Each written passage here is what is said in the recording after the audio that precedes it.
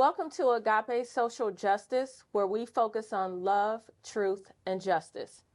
The month of May is an important month for me, as it is for many people. We talk about mental health, and we've talked about so many other things.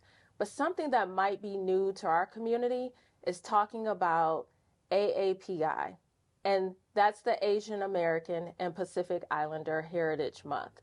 So please welcome with me our guest today, who's actually my own pastor, by the way, Andrew Kim. And I'm looking forward to you hearing about this amazing experience that Andrew and a number of people have had for a couple of years. So go ahead, call somebody. As always, tell them to tune in and join us for today's episode. Well, thank you, Andrew, for joining us today. Thanks so much for having me. It's really a pleasure to be here. Absolutely. Absolutely. I'm so excited and glad you got a chance to come. We're going to dig deep into the experience that you recently had, your first trip as well. But before we get started, why don't you introduce yourself, tell people who you are, and what you do. Yeah. My name is Andrew Kim, and I am a pastor in the local area at a church called Kensington, which we both attend and that we're both a part of. I am not a native Michigander, and I've been here for about 5.5 years. We absolutely love the state, love the Metro Detroit area. But in addition to being a pastor, I'm a husband. I'm a father as well. I have 3 little ones, 11, 9, and 4. So they keep me plenty busy. And so, but they're the loves of my life. And so that's basically a little bit of a snapshot. I'm originally from Canada. And so I don't know if that gets me more credit or less, but it doesn't matter. Okay, that's good. I appreciate that. Canadians. But not Windsor, not Toronto, not Ontario, but the west side of Vancouver, which I think is the most beautiful city in the world. But anyways, I'm a little bit biased. But that's just a little bit about who I am. Yes, absolutely. I think I am too now, because I don't know if you know this, but my oldest daughter was actually going to go to Vancouver. She was supposed to be there right now. I didn't know that. So we were looking forward to having that Vancouver experience. That's amazing. I hope one day you're able to have it. Yes, I've heard great things. So tell us a little bit about your background as well, because today we're focusing on AAPI month and that recognition. And for me, probably like most people, we don't really know much about the Asian American community. Right. I think during Black History Month, we had a lot of conversations about what should happen with that. We had a team of people who worked with us. You made this interesting parallel, too, as you were speaking from the stage about the connectedness between the African American community and the Asian American community. So tell us a little bit more about your background, and how you got to the point of us doing what we're doing at Kensington Church. Absolutely. And this is a passion of mine. But as I mentioned, I'm Canadian. I was born in Canada, but it was my parents in the 70s who came over from South Korea. And they came over basically at that point looking for a better life in a lot of ways. And that at that point, at least in Korea and so many countries in Asia, and particularly East Asia, in the way that they viewed the United States, the way that they viewed Canada, the way that they viewed North America and the West, was that they viewed the West as really having the best education, the best opportunities for the future, best opportunities for their children. And so my parents came over, and my dad actually did his graduate work in Canada, and that's where I was born, that's where I was raised. And eventually my dad, unfortunately, he passed away when I was young, but so my family moved to Vancouver, and Vancouver has a heavy Asian population, especially a huge Chinese population. But I didn't really grow up. And so growing up, all of my friends were Asian Canadians. And so I didn't really feel like a minority. And everywhere I went, I felt like I saw other people who were like me. And so I didn't really dive into it a whole lot. And then I've basically lived in different parts of the world. I lived in different parts of the United States. But it was really when I came to Michigan that I really began to wrestle with this aspect of my identity. And I actually remember exactly the moment when I had almost this epiphany. And it was in April of 2020. And the very beginning of the pandemic, and when there was all of this racial unrest that was happening, the violence against the AAPI community had spiked incredibly. And I remember it was one night, and I was just in my bedroom, and I was getting ready for bed, and I was listening to a podcast out of a graduate school out in California. And it was a conversation that was happening between a friend of mine now, and he's actually a professor at that college or at that graduate school, and he actually leads the Asian American ministry branch of that college or that or department of that graduate school. And he was having a conversation on this podcast, and he was talking about how when Asian American students enter into his classroom, many of them don't even recognize their Asian Americanness, if you can call it that. And as they learn more about Asian American history, more about aspects of the Asian American experience and their identity, they have an epiphany that they're not white. And of course, like they know, like we look in the mirror, and of course they know every single day that they are not physically white. But what they've come to understand is that their Asian American identity is not something that they've embraced, and that rather than seeing as a gift, they more so seen it as an obstacle. And so I had that epiphany that night, and I just looked in the mirror and I literally thought in my head, I am not white. And I realized for the vast majority of my life, that's what I've been really trying to be, really white adjacent. And I've seen my own Asian American identity not as a gift from God, but rather as an obstacle to be overcome more so. And so that really just started me on this journey that has really involved a lot of beautiful things and has resulted in a lot of beautiful things. And one of the places that I'm able to speak about it, one of the places where I'm able to really create things and create greater awareness and education is at our church community that we're both a part of. Right. That's amazing, Andrew. And I really appreciate you being vulnerable and sharing that too, because, you know, for me, part of my background and my story is knowing my family coming from the South, right? For a lot of African American families, it's the South, and that's attached to our identity. And we rarely have opportunities to be able to converse like this and have conversations with people. And so we have this idea, I think, of what we think it means to be Asian American. And I'm an activist, as you know, and I'm in the community. I have a lot of friends, primarily friends who are part of the Indian community. But I have a friend who's Taiwanese. I have a friend who has a family background from other areas. And sometimes I wonder too, are they really comfortable in their skin? Like, what does that really mean?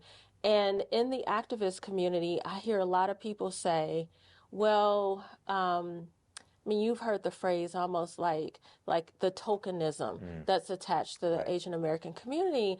And I think I really started feeling like I was grieved in my spirit and not really knowing enough of what I need to know and really understanding that struggle. So I really am appreciative of you even saying what that felt like.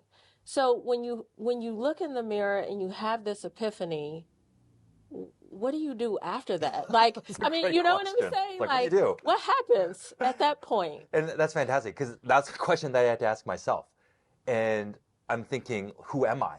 Right? This whole aspect, because when God created me and race and ethnicity is an aspect of my identity. I'm a male, I'm all of these things, but when God created me and he created me as a Korean American, it's not like he was like, oops, and looked at me afterwards. It was with intentionality.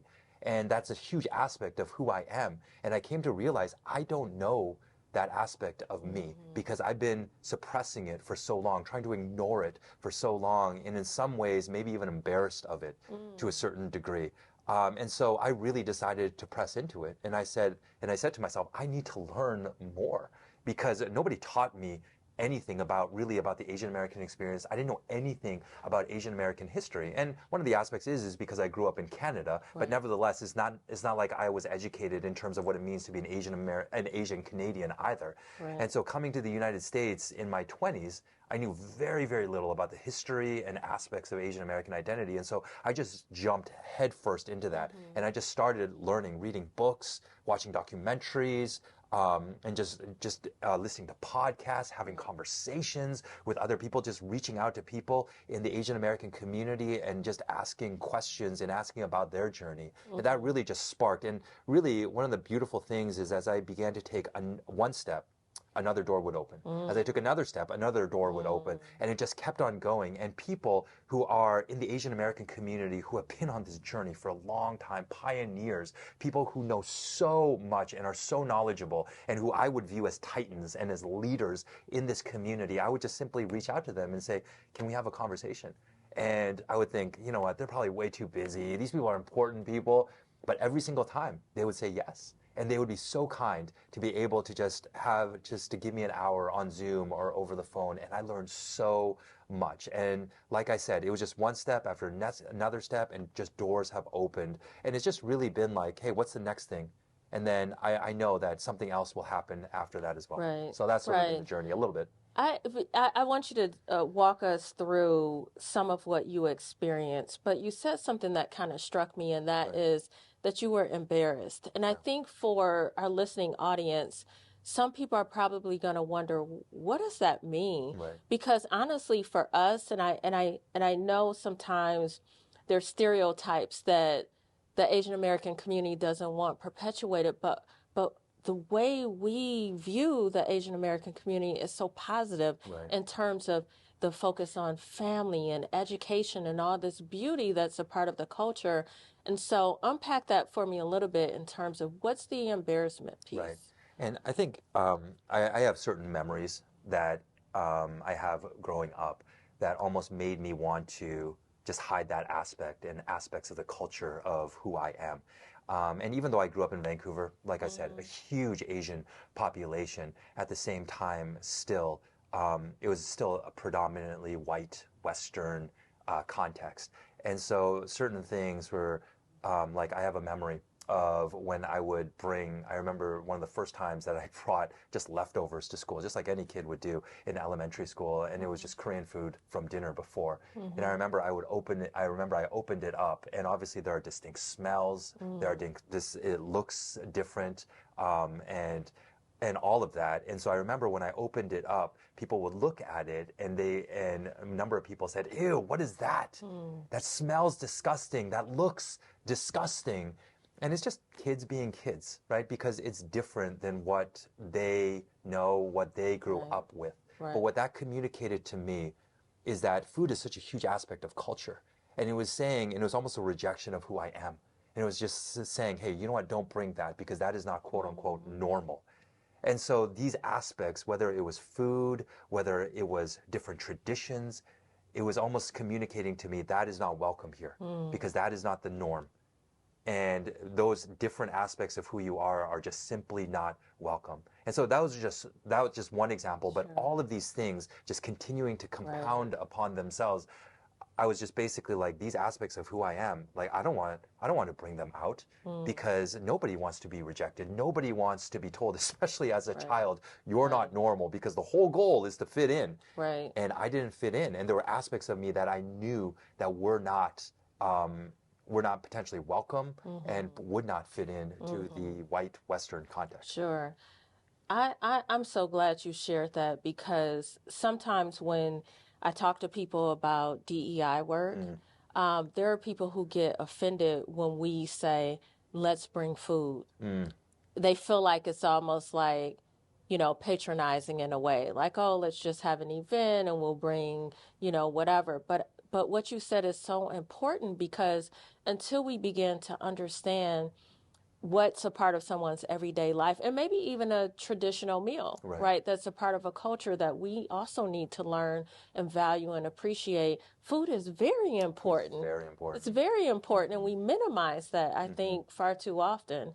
But thank you for sharing that, because I think there's so many people who are in other communities, a part of another culture, and their children are experiencing the same thing, and they're going to be able to relate to what you said. So in addition to having those experiences, having that aha moment in the mirror, you decided to embark upon an immersion trip. Yes. Like, how did you even find out where to go? How did it start? Like, tell us a little bit more about that. And so it was a part of the journey of me saying, you know what, I don't know anything about my history and the Asian American experience. Right. And so I found out about a church in the Los Angeles area that actually had an Asian American civil rights tour. But of course, we were in the middle of the pandemic. And so I reached out to this church saying, hey, when's the next one? I want to be a part of it. Right. And they said, we don't know, because it's clearly there's a global pandemic happening right now. So we don't have any plans to do this at any point. And so I was having a conversation with a friend of mine, and he said, why don't you just create your own? And I was thinking, how am I supposed to do that? I don't know anything, and I don't have any contacts. And he said, hey, you know what? Like, why don't we work on this together? And so he gave me some contacts to reach out to. And so those contacts referred me to other contacts and other contacts and other people and other people. And like I said, people were so incredibly open-handed.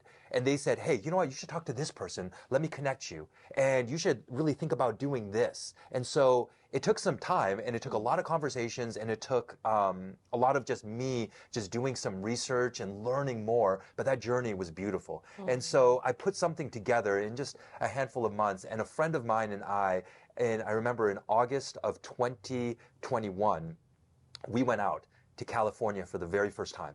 And it was an amazing thing. And I had no idea. So I basically said to him, this could be amazing, or this could be awful. But if it's awful, at least the worst thing that can happen is we get to spend 3 days out in California. How bad could that be? And just laughing and eating great food. And so I just created something, and it was better than I could have ever anticipated. Not because of me, but because of the people that we met, because of the places that we went. And in California, a lot of the Asian American history is there. There are pockets of things that have happened in other parts of the country, but just because of immigration patterns, that's primarily where the Asian American population landed, as particularly the East Asian population. And so much of what we experience, or so much of the history is there. And so we went there, and it was primarily in LA. It was another place called Manzanar, and then we spent another handful of days in San Francisco. And it really has been, I've been on it. I just actually got back from it, and another trip, and it was my 4th trip out there, and just really leading other people and leading groups, and to be able to have these conversations. And for people who may not know anything about the Asian American experience, know very little about Asian American history, this is an opportunity to say, here it is. And we can read books about it, we can watch movies about it, but when you are there and you recognize it, this is where this happened, this is where these extraordinary injustices happen, but also this is where a lot of the beauty of the Asian American experience was formed as well. And so there's a lot of hope that is present as well. And so it is a completely different experience. And so going to these places, talking to these people, eating the food, again, which is a huge aspect of it, all of that, it just really forms. And I really feel like it's not just about the Asian American experience, it opens up the door to larger conversations as well. Because for one of the examples that I can give is that we go to a place called Angel Island, and it's in San Francisco, and it was an immigration station back in the early 20th century. And some people call it the Ellis Island of the West, but I don't think it was, because whereas Ellis Island was a very welcoming place, Angel Island has a very, very different history, in that it wasn't this open-handed place with open arms which would welcome people, but in many ways it served as a prison, and where people were detained, and some people were detained for a handful of weeks, handful of months, some people up to 2 years. And so when you actually go there and you actually hear the history of the place, it is very, very difficult. But at the same time, they have a beautiful immigration exhibit that they actually have there. And it's difficult to actually go there and to learn about these things and what happened to the Chinese and Koreans who wanted to come to this place in many ways that my parents wanted, because they wanted a better life. And it's hard to learn about this and not to think about the southern border and what is happening on the southern border as well. And so it really opens up these larger conversations. And the issues that existed then are still issues that exist today. And so what does that actually look like for us as human beings, for those of us who may follow Jesus? What are we actually supposed to do there? And what does it look like for us to love? What does it actually look like for us to really be able to be open-handed and all of these things? And so we have some amazing conversations. It sounds like it. And as you know, I can't wait until I can go. You need to come. Absolutely. You need to come. I feel like you can't go through an immersion experience like that and not come back on fire. You know what I mean? And want to just educate so many people about what you experience. But part of that is a darkness, is kind of seeing where people were in prison, Mm-hmm. right? How did that make you feel learning that that's also a part of your story? Yeah. And it is really hard because it is absolutely heart-wrenching. And so when I designed the schedule and the itinerary of the trip, people sometimes look at it and say, that's it? Like, that's all we're doing today? And I always tell them, you'll understand, Yeah. right? Because if I just absolutely pack the trip full, it is such a heart-wrenching and emotional experience that it just overwhelms. Right. And so we also have fun, and we also go out and we see the sights. But at the same time, in the midst of it, I didn't want it just to be just this heavy, heavy thing. But at the same time, in the heaviness, there's also this extraordinary sense of hope as well, because we meet people who are doing extraordinary things in the community, and people who, even in the midst of difficult situations, that they are a light in that community. And in the midst of all of the systems that push back against them, what they have done and what God has been able to do through them is something extraordinary. And on the last day of our trip there, we spend the entire day in Chinatown. And we learn and the Chinatown in San Francisco is the oldest Chinatown in North America. And so it has this extraordinary history. It's a very, very small area, but the population density is absolutely enormous, just like the city of San Francisco. And we learn and we actually go to this place called Cameron House, which is almost 150 years old. And it was actually a Presbyterian Presbyterian ministry that has this beautiful history. But out of Cameron House has served the Chinatown community in all of these extraordinary ways. And one of the ways that it has served that population was that they needed affordable housing. Because you can imagine San Francisco, and you have immigrants coming, and they can't afford these San Francisco prices. And so what are you supposed to do? And they were living in awful situations. And just even in this tiny 6x8 room, you would have a family of 5 or 6, and there would be rats and mice everywhere. They wouldn't even have running water. They would have to have shared kitchens and bathrooms. And how in the world are people supposed to live? And they can't afford anything else. And you have the elderly in Chinatown as well.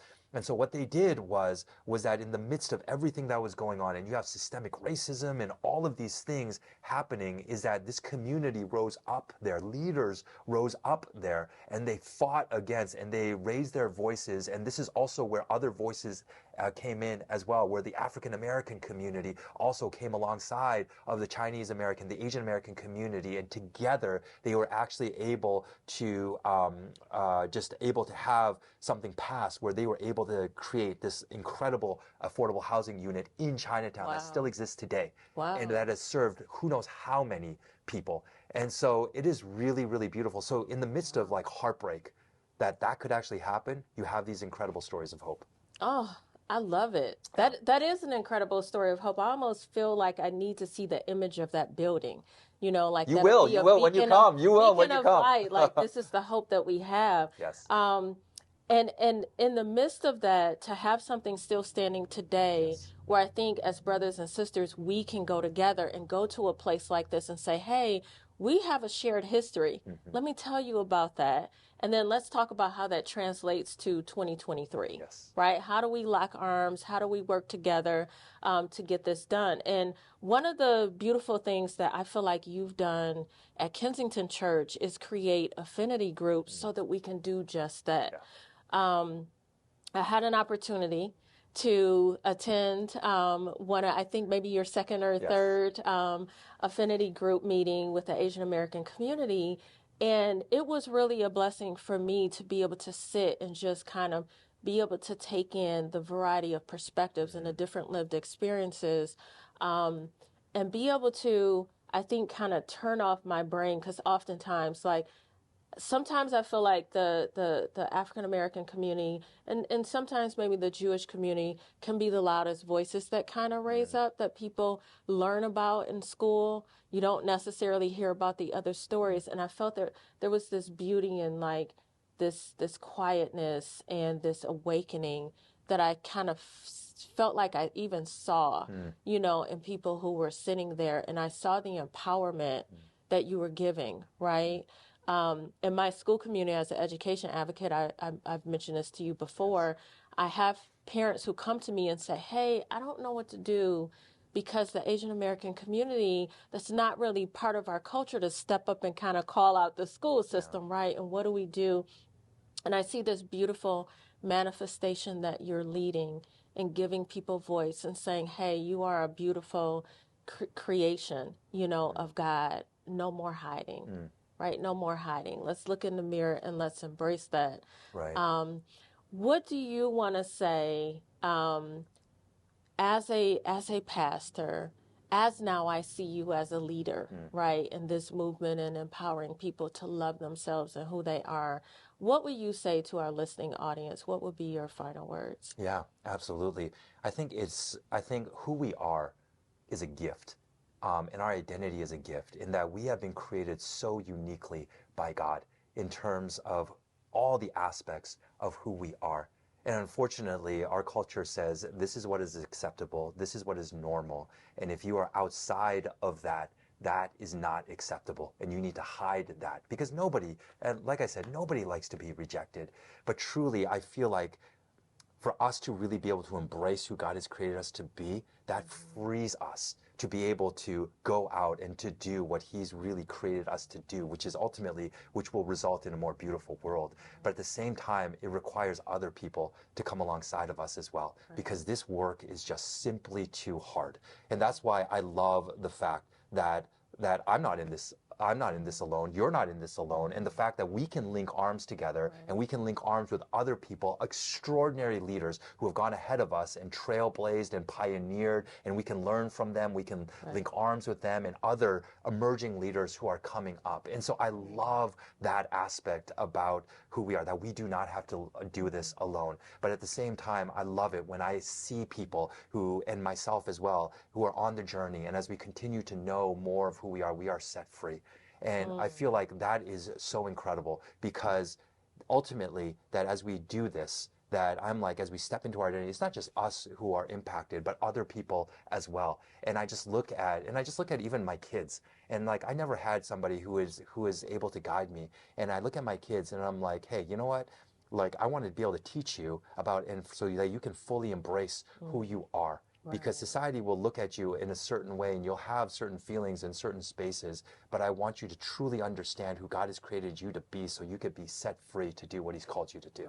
And so that is my hope, that's my goal, that's why I'm in it, so that we could truly be who God has made us to be. And so that's my hope. Amen. Amen. I love it. Well, thank you so much for coming today. I'm sure that this will kind of open the door for more people to lean in and ask questions and have curiosity. I look forward to us continuing these conversations. To our listening audience, today you heard probably a story that you have not heard before. I'm going to ask you to lean into that a little bit more. Get curious. Do some research. Reach out to people you might not normally associate with or have a conversation with. And I'm going to even put this out there too. Be willing to even go to a different congregation and get to know people who don't look like you, because you know what's waiting for you on the other side is agape love. And the reason why I entitled this show Agape Social Justice is because it's all about God loving us loving God, and us loving our neighbor. And so I commission you, I ask you to please go out, love your neighbor, get to know one another. Let's lock arms and let's do the work that God has called us to do in this social justice arena.